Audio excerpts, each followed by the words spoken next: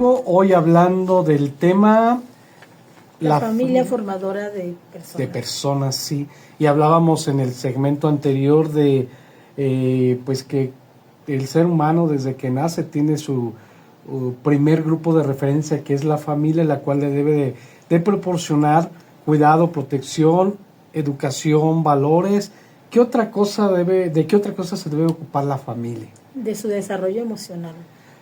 Y yo siento que es uno de los temas más descuidados, si no es el que sobresale, ¿eh?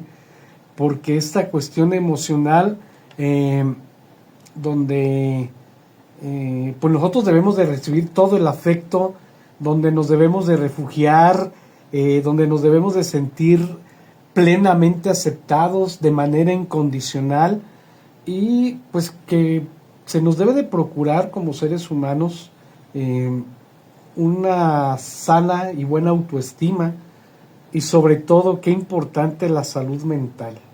Sí. ¿Sí? Ahorita que tú decías niños, niñas que ya manifiestan conductas que anteriormente se veían, pues no sé, en adolescentes jóvenes, y ahora ya muy pequeños ya empiezan a manifestar todas estas deficiencias. Ahora hay una gran dificultad de que los niños que tienen estas carencias afectivas, emocionales, les cuesta trabajo encajar en su grupo social, sí, ya hablando, sí. Ya ampliando, mejor dicho, el campo de acción del ser humano, ya saliéndonos de la familia nuclear, y hablando específicamente de cuando empiezas a tener amiguitos o empiezas a tener tus compañeros de escuela. Y sí se puede observar cuando cuando un niño tiene esta dificultad para socializar. Sí. Entonces, yo pienso que también es mucho de los miedos que ya traes desde casa, porque cuántas veces no te hacen sentir menos desde casa, que te dicen que el gordo, que el prieto, que si eso, eres señalado, que eres el burro, estás tonto y todo eso. Entonces llegas a la escuela con esos miedos, con ese miedo de que te rechacen también allá, o que te digan lo mismo que te dicen en casa. Sí, por eso hablábamos, ¿no? Que a veces en lugar de formadores, deformadores, o sea, va deformando el carácter de una persona.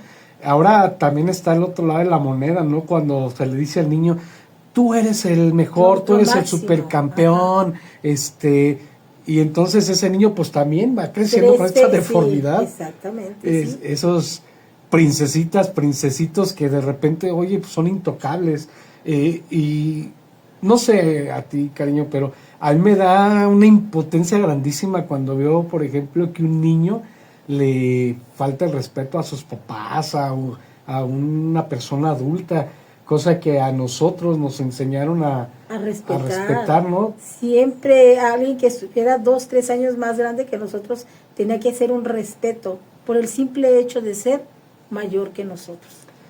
Ahora, vamos a hablar a entender que la familia es el primer entorno educativo de la persona. Uh-huh. ¿Sí? Es decir, en la familia es donde aprendemos a vivir. Claro. ¿Sí? Cuando nos damos cuenta que de repente un niño, o sobre todo una niña, tú decías bien, una niña que se pelea al tú por tú con un niño, y dices, pues no, ¿cómo puede tener esas actitudes? Cuando te das cuenta que en su entorno familiar esa niña a lo mejor es violentada, o por sus propios hermanos es molestada, no es respetada, pues esta niña se defiende. Claro. Y aprende a vivir de esa manera, a la defensiva, o incluso a ir con... Bueno, un caso que no hace mucho pasó, una niña que ataca a un niño sin que el niño le haga nada. Pero pensamos que es una forma de que ella manifestaba lo que estaba viviendo en casa. Y como vio más vulnerable, este niño se aprovechó. Lo tiró al piso, lo pateó, lo agredió. Una niña. El niño no la denunció. Mas, sin embargo, sus compañeros, al ver esa injusticia de esta niña, para con su compañero, ellos denuncian. Entonces, ¿qué nos dice esto? Que esta niña está viviendo violencia en su casa. ¿Sí? O sea, ¿qué formación puede estar ¿Qué recibiendo formación? una No. niña o un niño que está viviendo violencia o en algunos casos indiferencia de parte de sus padres, Ajá, ausencia también, ausencia. que cierto que ahora vivimos en una situación económicamente tan complicada que pues demanda que papá y mamá tengan que salir a trabajar con pues la dificultad de tener tiempo suficiente para estar al pendiente de los hijos. Ajá. Pero es cuando a veces se cree como papás que las escuelas, las iglesias y otras instituciones, como decía hace un momento, pues son las encargadas de proveer todo eso que no reciben en casa. Vea que te enseñen, vea que te eduquen. Papás, nosotros somos los primeros educadores. Nosotros somos los primeros que les debemos de hablar de valores, los primeros que debemos de enseñarles a rezar, por ejemplo, los que somos católicos. ¿Quién le va a hablar de Dios a un hijo? Pues los papás. No ve con el catequista que te enseñe, ve con el sacerdote, ve a la iglesia. Si en casa no se aprende, difícilmente lo van a entender de esa manera fuera. Entonces, recordemos pues que la familia es el pilar fundamental en cuestión de la promoción de estos valores que dan solidez y bienestar a lo que es el desarrollo de una personita. Entonces, en el hogar vamos cimentando tanto lo bueno como lo malo. Sí, porque luego de repente algunos papás, yo a veces te digo, no puede ser tanta ingenuidad, por no decirlo de otra manera, que de repente hay papás que tratan de justificar o defender al hijo cuando ha hecho un acto malo, ¿no? Y entonces es cuando uno como papá debe de entender que nosotros somos los que debemos de enseñarles a respetar la autoridad, a enseñar la disciplina. Pero si de entrada un hijo ve que su propio padre, su propia madre no lo sabe, no respeta eso, pues difícilmente lo va a hacer. O sea, ¿con qué cara le dices, hazlo, lo tienes que hacer de esta manera cuando yo no lo hago así? Fíjate, por ejemplo, el otro día veía un video y desgraciadamente todo sale, ¿no? Ya ahorita todo se hace viral. Un video donde va un papá con la mamá y sus niños atrás van rumbo al colegio y van reprendiendo a uno de los niños porque no hizo caso a las indicaciones del maestro, y tú es que tú tienes que hacerle caso, y el papá por irlo regañando pues de repente va acelerando, va invadiendo carriles indebidamente, se pasa un alto y luego va agrediéndose verbalmente con un conductor que iba junto de él. Entonces la incongruencia total, ¿no? Por un lado yo le estoy diciendo a mi hijo que tiene que enseñarse a respetar la autoridad y a acatar normas, y yo como papá no lo hago.